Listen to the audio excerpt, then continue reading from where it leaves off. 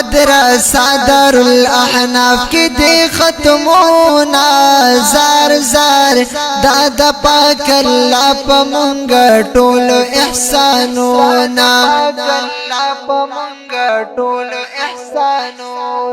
او اگرانن دلتا کی ختمونا دا قرآن دی. نن په ضلع شانګله ملک خیل کوټ کې معنا سیمه کې د 15 ماشومانو د قرآن پاک ختمونه وشو چې پکې علما کرامو سره سره د علاقې مشرانو کشرانو په ګڼ شمېر شرکت کړی و.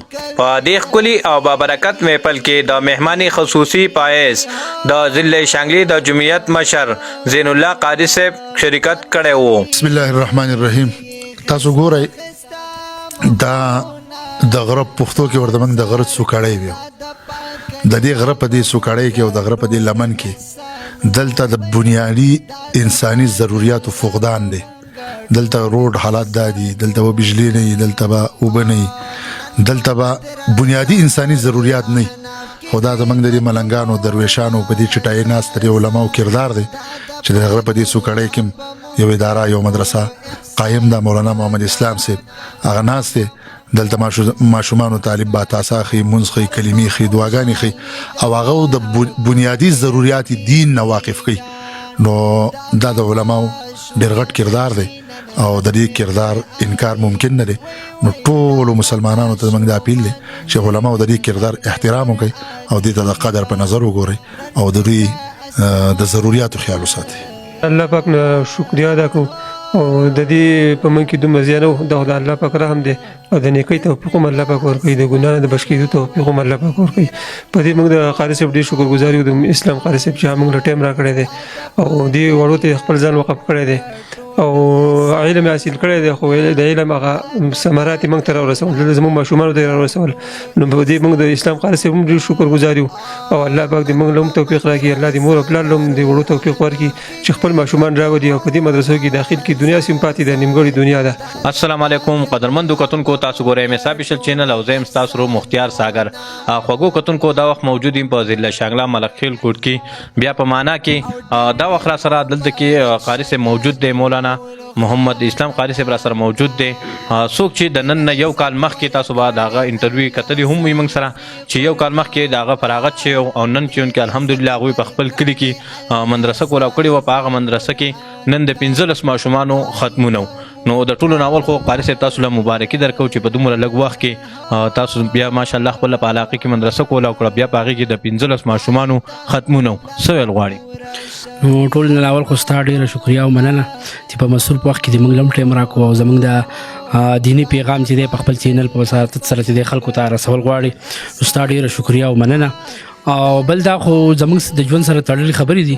دا موږ ته استادانو ښودلي دي. کله فراغت زموږ وشو په هغه ورځ موږ سره موږ ته ویلي دا عاد موږ کړی و د ځان سره چې دا پټکې تاسو وتړو. د دې مثال یو منجیل دی، د منجیل دی څنګه چې سړی یو ګېډۍ وړي هغې دپاره منجیل وهي، دغه شان استادانو چې دا پټکې موږ ته وتړو دا د دین دپاره یې موږ ته منجیل وتړو. نو انشاءالله چې څو راکیسه وي نو انشاءالله دا د دین خدمت او دا به موږ جاري ساتو د خیره سره انشاءالله.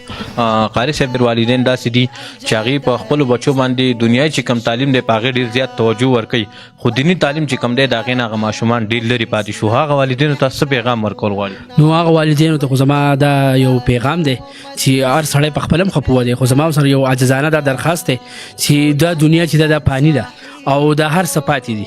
نو چې تاسو خپل بچی یو بچی چې دی په مدرسه کې داخل کړئ، د هغې نه عالم جوړ کړئ، نو دا ستاسو دپاره چې دی د قیامت د سبا پورې ستاسو دپاره صدقه جاریه ده. ډیره مهرباني. بالکل قدرمندو کتونکو، څنګه چې موږ تاسو ته ووایو چې قاری صاحب چې کوم د یو کال مخکې دغه فراغت شوی نو هغې موږ سره په خپله انټرویو کې دغه ریکارډینګ کې به هغه ویلي هم چې زما خپل کوشش دغه دی چې زه په خپله علاقه کې مدرسه کولاومه او دلته ماشومانو ته سبق وایم. نو نن چې زموږ د مخې د هغه محنت چې کوم دی هغه رنګ راوړ او نن د 15 ماشومانو په هغه مدرسه کې ختمونه. نو بالکل قدرمندو کتونکو، دا زموږ نننۍ خپرونه تر بل خپرونو پورې خپل کوربه مختار ساګر له ورکړه اجازت دلوي الله پامان.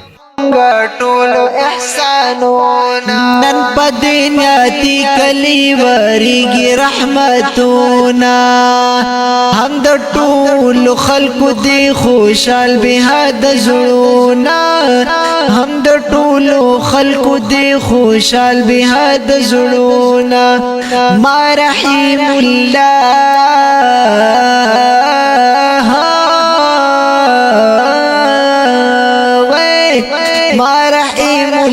ورتلی کلی دی شعرونا زار زار دا د پاک الله په مونږ ټول احسانونا دا د پاک الله په مونږ ټول احسانونا نن په مدرسه دار الاحناف کې دی ختمونا زار زار دا د پاک الله په مونږ ټول احسانونا